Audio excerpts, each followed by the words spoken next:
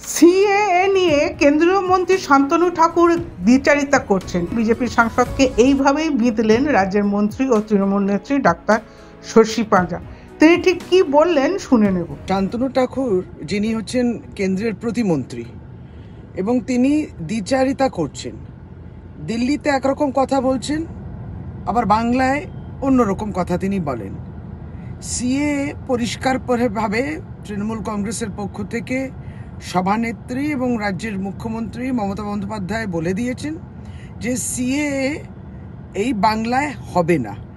এইটা যারা বলছেন লোকসভার নির্বাচনের আগে প্রতিশ্রুতি দিচ্ছেন, তারপরে এর আইনটা তারা প্রণয়ন করেছেন কিন্তু সেইটাকে আরম্ভ করতে পারছেন না, কারণ গাইডলাইন্সই ঠিক নেই।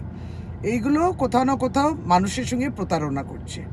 মুখ্যমন্ত্রী পরিষ্কার বলে দিয়েছেন মমতা বন্দ্যোপাধ্যায় সিএ হবে না, এবং তিনি পরিষ্কারভাবে বলে দিয়েছেন যে আপনারা পশ্চিমবাংলায় যারা বসবাস করছেন, রেশন পাচ্ছেন, সমস্ত রকম সরকারি প্রকল্পর সঙ্গে তারা যুক্ত রয়েছেন, তারা ইতিমধ্যে নাগরিক, এবং দ্বিতীয়বার তাদেরকে নাগরিকতা দেওয়ার যে সিএ এর মাধ্যমে বিজেপি বলছে যে সমস্তটা ভুল, ফলে সিএ প্রয়োজন নেই, সিএ হবে না।